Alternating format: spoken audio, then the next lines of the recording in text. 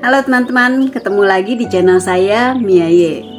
Tanpa terasa di 2024 ini kita sudah berada di bulan Mei, bulan kelima, dan ini sudah bukan awal bulan lagi. Pada saat saya merekam video ini sudah memasuki tanggal 12 Mei 2024. Nah, bulan Mei ini bagi etnis Tionghoa, khususnya mereka yang lahir sebelum tahun 2000, mungkin ini adalah bulan-bulan yang sulit untuk dilupakan, karena di bulan ini pernah terjadi peristiwa kegelapan bagi etnis Tionghoa, yaitu peristiwa 12-13 Mei 1998. Pada saat itu etnis Tionghoa terutama di kota Jakarta dan sekitarnya mengalami penjarahan, pembakaran, bahkan hingga pemerkosaan terhadap para perempuan Tionghoa.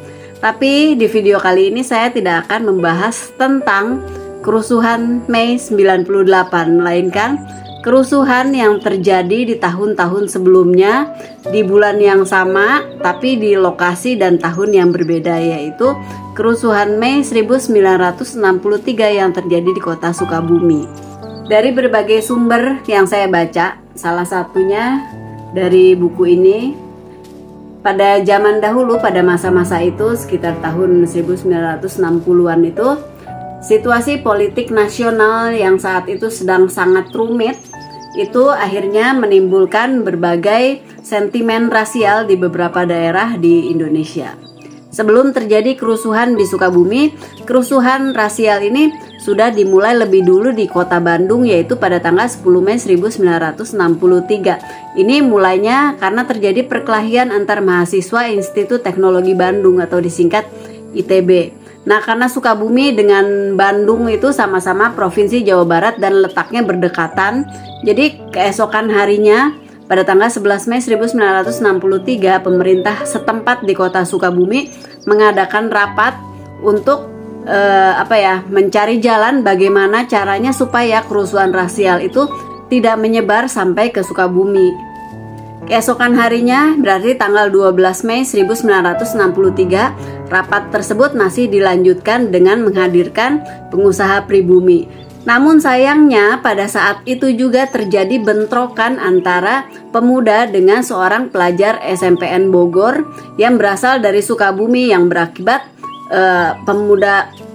pelajar SMP itu tewas ditikam oleh pemuda Tionghoa. Jadi ketika jenazahnya akhirnya dibawa pulang ke rumah orang tuanya di daerah Sukaraja, Sukabumi, jenazah itu diiringi oleh para pelajar SMP lainnya. Jadi mereka mengarak jenazah tersebut keliling kota Sukabumi sambil mereka berteriak-teriak mengatakan ke seisi kota bahwa ini dibunuh oleh pemuda Tionghoa, dan mereka pada saat itu meneriakkan kata-kata yang bernada rasis.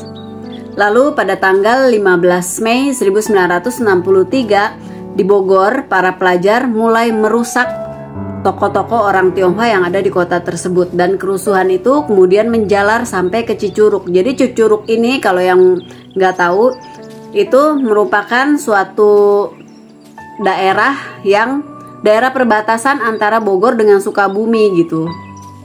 Pada saat itu salah seorang anggota keluarga dari anak SMP yang tewas ditikam itu, ini anggota keluarganya itu, ini adalah anggota Badan Pemerintah Harian atau BPH di Kota Praja dan sekaligus juga anggota Dewan Perwakilan Rakyat Gotong Royong atau disingkat DPRGR Kabupaten Sukabumi. Ia mengadakan pertemuan yang diinisiasi di Sukaraja, dan akhirnya dia mengatakan dalam pertemuan tersebut bahwa aksinya ini mendapat dukungan dari pejabat-pejabat di Sukabumi. Jadi jika ada yang berani untuk tidak membantu melakukan aksi ini, maka akan dilakukan penindakan. Beberapa hari menjelang tanggal 18 Mei 1963, beberapa atau sebagian pelajar dan mahasiswa dari Bogor dan Bandung berdatangan ke Sukabumi. Mereka ini kalau menurut buku sejarah ya konon merupakan pelajar yang berasal dari kota Sukabumi yang belajar di tempat lain gitu, yang belajar di Bandung atau belajar di Bogor. Mereka berdatangan ke Sukabumi dan mempropaganda para pelajar di kota tersebut untuk melakukan aksi pengrusakan terhadap etnis Tionghoa di kota Sukabumi. Kalau ada yang takut dan menolak untuk ikut, mereka akan dikata-katai disebut sebagai pelajar peyem. Jadi peyem itu nama makanan dalam bahasa Sunda. Jadi kalau bahasa Indonesianya itu adalah tape. Tape ya, makanan sejenis apa ya sih yang seperti singkong itu, yang lembek ya, lembek agak-agak manis asem gitu deh. Nah itu dalam bahasa Sunda disebutnya peyem. Jadi artinya pelajar peyem itu pelajar lembek gitulah kira-kira, nggak punya nyali. Bukan cuma dikata-katain, tapi juga mereka yang tidak mau ikut karena takut atau karena alasan apapun, diancam mereka nggak akan pernah bisa kuliah di universitas-universitas yang ada di Bogor, Jakarta, atau sekitarnya. Akhirnya pada hari Sabtu 18 Mei 1963 dimulailah aksi pengerusakan tersebut. Massa mulai bergerak dari Sukaraja, ini daerah perbatasan Sukabumi dengan Cianjur, menuju ke tengah kota pada pukul 4 sore dan mulai melakukan pengerusakan terhadap rumah-rumah orang Tionghoa. Jadi pada saat itu massa bukan hanya melakukan pengerusakan, tapi mereka membakar, menjarah, merusak apapun, semua harta benda yang merupakan milik orang-orang Tionghoa. Jadi menurut sejarah itu pada saat terjadinya pengerusakan atau kerusuhan itu, pemerintah setempat ya dinilai terkesan lambat dalam menangani atau malah sengaja melakukan pembiaran karena wali kota Sukabumi pada saat itu sulit tersambung dengan gubernur Jawa Barat di Bandung, begitu juga dengan kepolisian. Aksi baru mulai mereda pada sore hari setelah para polisi dan tentara itu bergerak masuk mengepung tengah kota. Dan aksi tersebut benar-benar mereda pada pukul 9 malam setelah sirine tanda jam malam dibunyikan. Tapi ternyata kerusuhan tidak berhenti sampai di situ. Keesokan harinya berarti tanggal 19 Mei 1963 terjadi kerusuhan gelombang kedua yang jauh lebih besar daripada kerusuhan di hari pertama.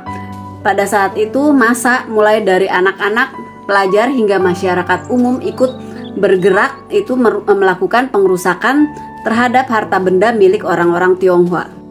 Tepat tengah hari, pasar di tengah kota Sukabumi dibakar dan dimusnahkan.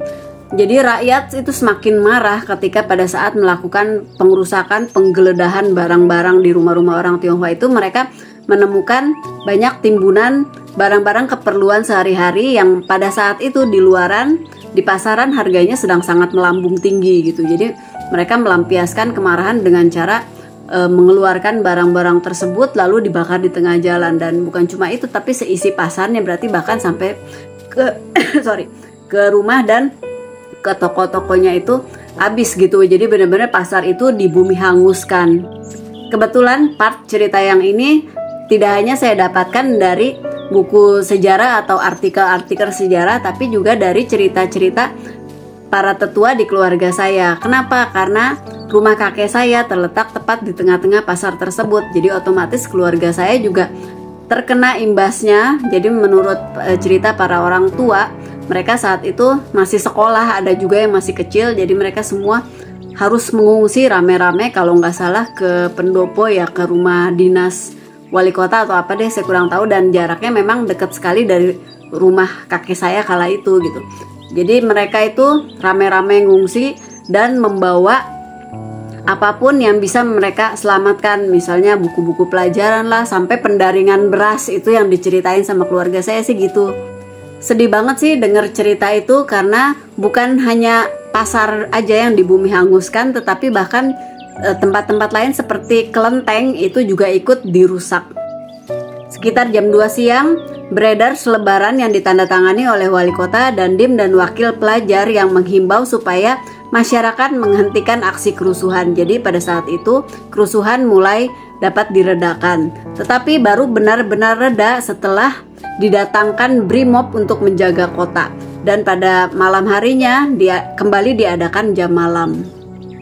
Dan ternyata kerusuhan ini tidak hanya terjadi di tengah kota Sukabumi, tapi juga di daerah-daerah sekitarnya. Jadi masyarakat yang tinggal di daerah-daerah sekitar kota Sukabumi itu, masyarakat Tionghoa itu ikut terkena aksi pengerusakan tersebut. Dan pada saat itu memang terkesan adanya pembiaran dari aparat, sehingga aksi benar-benar meluas dan meletus menjadi sangat besar.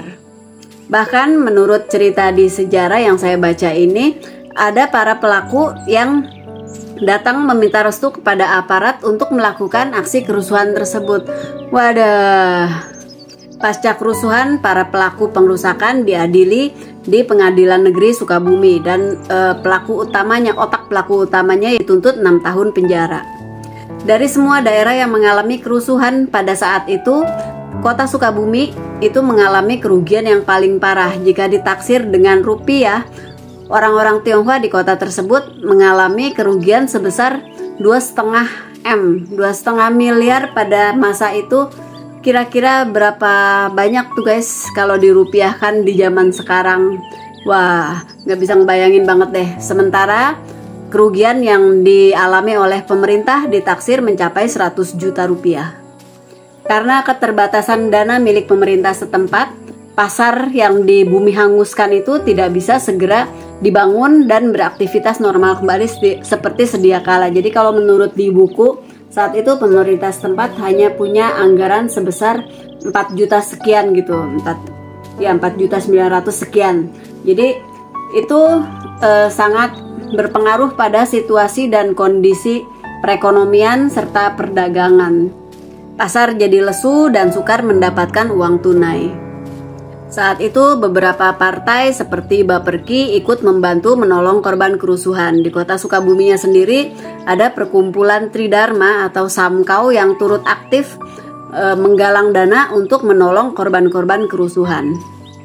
Wah, tragis banget ya guys kalau dengar ceritanya ini, dan ini semua disebabkan istilahnya dalam tanda petik gara-gara politik, sehingga menyebabkan sentimen rasial yang banyak menghancurkan etnis Tionghoa di Indonesia. Tapi efeknya bukan hanya merugikan orang-orang Tionghoa aja, kalau dilihat itu juga merugikan masyarakat pada umumnya. Dan harapan saya semoga kejadian-kejadian seperti ini tidak terulang kembali di masa-masa yang akan datang. Kita semuanya tentu berharap dapat hidup damai, rukun, dan bersatu, hidup berdampingan satu sama lain walaupun kita berbeda suku, agama, ras di bumi tercinta ini. Salam.